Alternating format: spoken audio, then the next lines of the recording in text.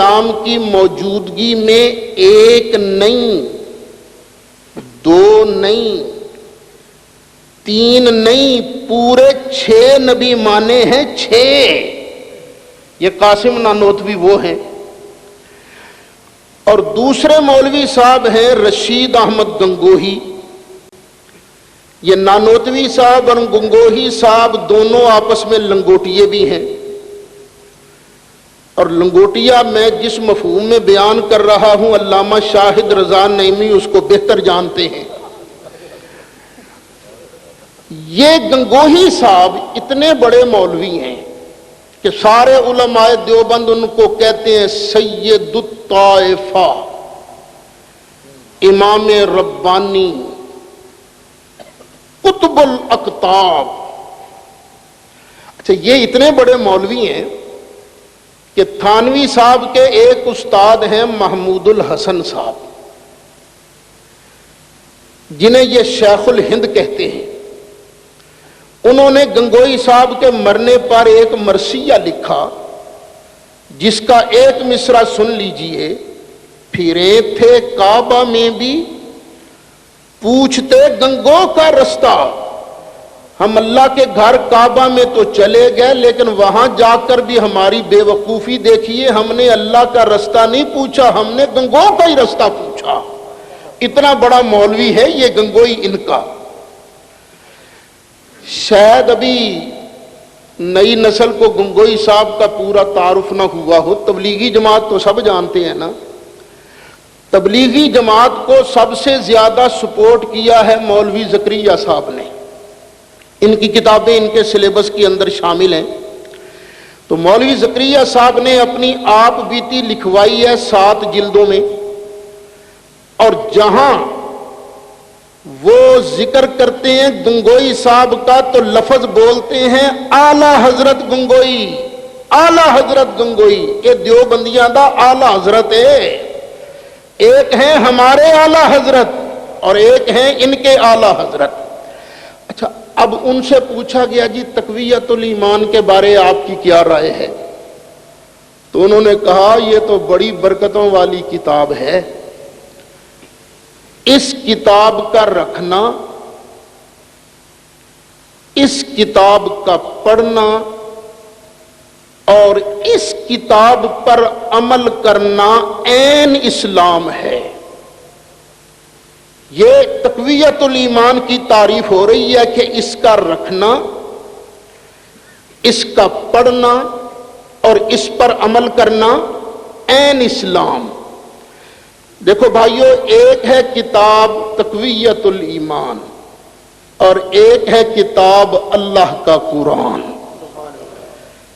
کیا خیال ہے؟ سوچ کے بولنا، مجھے شک ہے آپ جلدی کر جائیں گے۔ کیا قرآن کا رکھنا عین اسلام ہے؟ کر گیا نا جلدی، کر گیا نا جلدی۔ رکھنے کا مطلب کیا ہے؟ جس کی ٹیبل پر قرآن رکھا نظر آئے، آنکھیں بند کر کے کہہ سکتے ہو یہ مسلمان ہے؟ بولو، آپ تو یو کے میں رہتے ہو۔ جس شاپ پر، جس دکان پر قرآن رکھا نظر آئے، آپ آنکھیں بند کر کے کہہ سکتے ہو یہ واقعی مسلمان ہے؟ کیا ہندوؤں نے اپنی دکانوں پر قرآن بیچنے کے لیے نہیں رکھا؟ کیا ان گوروں کی دکانوں پر قرآن بیچنے کے لیے نہیں رکھا جاتا؟ قرآن کا رکھنا عین اسلام نہیں، پر یہ جو تقویت الایمان ہے اس کا رکھنا ان کے نزدیک عین اسلام ہے۔ اچھا بولو، کیا قرآن کا پڑھنا عین اسلام ہے؟ نہیں۔ پڑھنے کا مطلب کیا ہے؟ جس کی زبان سے قرآن سن لو، آنکھیں بند کر کے کہہ سکتے ہو یہ پکا مسلمان ہے؟ نہیں۔ دیکھو، میں بائبل خود پڑھتا رہتا ہوں۔ کیوں؟ مجھے ضرورت پیش آتی ہے مناظرے کی، تو مناظرہ کرنے کے لیے دوسرے کی کتاب تو پڑھنی پڑتی ہے نا۔ جس طرح میں بائبل پڑھتا ہوں اسی طرح یہودیوں کا ربی بھی قرآن پڑھتا ہے، عیسائیوں کا پادری بھی قرآن پڑھتا ہے، ہندوؤں کا پنڈت بھی قرآن پڑھتا ہے۔ اور قرآن کا رکھنا عین اسلام نہیں، قرآن کا پڑھنا عین اسلام نہیں۔ لیکن یہ جو کتاب ہے نا تقویت الایمان، یہ اتنی ان کے نزدیک اونچی کتاب ہے کہ اس کا رکھنا بھی عین اسلام، اس کا پڑھنا بھی عین اسلام، اس پر عمل کرنا بھی عین اسلام۔ اب یہ ہے کتاب جھگڑے کا اصل سبب۔ وہ پتہ نہیں لائبریری والا ساتھی چلا گیا، وگرنہ میں آپ کے سامنے یہ کتاب کھول کر رکھنا چاہتا تھا۔ جس کے پاس لائبریری کی ہے نا وہ نہیں ملا۔ اچھا، اب اس کتاب کو پرکھنا ہے کہ یہ کتاب سچی ہے یا اس کے اندر ٹول بھی ہیں، اس کے اندر جھوٹ بھی ہیں۔ تو حضرت میرا خیال ہے اس کتاب کو ہم پرکھیں گے اللہ کی کتاب کے ذریعے۔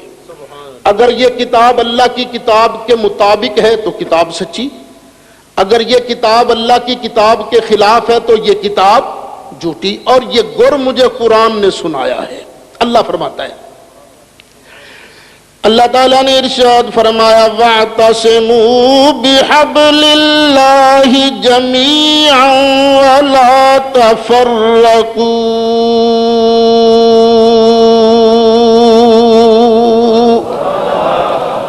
ذرا بلند آواز سے کہہ دیجئے، اللہ کی رسی کو مضبوطی سے تھام لو، الگ الگ نہ ہونا۔ یہ اللہ کی رسی کون سی ہے جس کو تھامنے کا اللہ آرڈر دے رہا ہے؟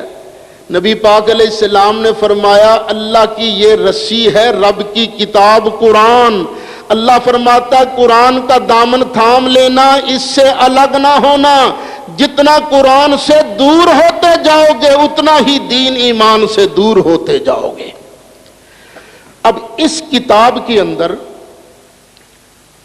3 جگہ لکھا ہے صرف اللہ کو مانو، کسی اور کو مت مانو۔ کیا لکھا ہے اس کتاب کے اندر؟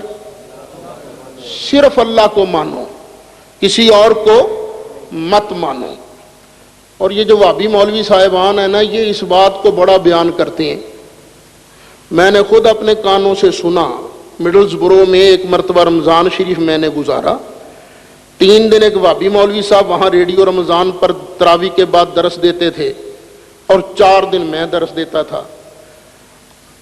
تو ایک دن وہ مولوی صاحب بیان کر رہے تھے، بھائیو یہ جو موحد ہیں نا، ہم موحد ہم ہیں ہی والے، اور یہ سنی ہیں بھی والے۔ پھر اوپر مسالہ لگایا، ایک ہوتی ہے گھر والی اور ایک ہوتی ہے کنجری فاحشہ۔ گھر والی مرد کو کہتی ہے میں تیری ہی ہوں، اور کنجری مرد کو کہتی ہے میں تیری بھی ہوں۔ تو ہم موحد اللہ کو کہتے ہیں یا اللہ ہم تیرے ہی ہیں، تجھی کو مانتے ہیں۔ اور یہ جو سنی ہے نا، یہ کہتے ہیں یا اللہ ہم تیرے بھی ہیں، تجھ کو بھی مانتے ہیں، ہم ہیں ہی والے، اور یہ سنی ہیں بھی والے۔ میں آپ سے انصاف کا واسطہ دے کر پوچھتا ہوں کہ اللہ کی شان میں ایسی مثال دینا مناسب ہے؟ استغفر اللہ۔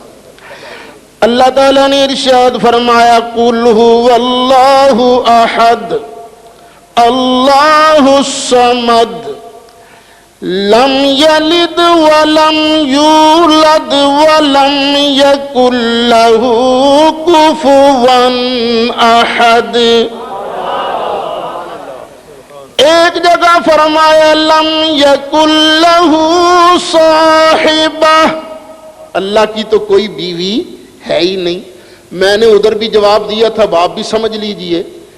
کیا خیال ہے گھر میں صرف ابا جی ہوتے ہیں کہ سارے ہی ہوتے ہیں؟ بولو اونچا کہہ دو، سارے ہی ہوتے ہیں نا۔ یہ کوئی گوروں کا گھر تھوڑا ہے، یہ تو ہمارا پاکستانیوں کا مسلمانوں کا گھر ہے نا، جہاں سارے ہی ہوتے ہیں۔ گھر میں ابا بھی ہوتا ہے، اماں بھی ہوتی، تو بندہ صرف ابا جی کو مانتا ہے کہ سب کو مانتا ہے؟ سب کو مانتا ہے۔ فرق اتنا ہے، ابے کو ابا مانتا ہے، اماں کو اماں مانتا ہے، بیوی کو بیوی مانتا ہے، بہن کو بہن مانتا ہے، بیٹے کو بیٹا مانتا ہے، بیٹی کو بیٹی مانتا ہے، بھائی کو بھائی مانتا سب کو ہی ہے۔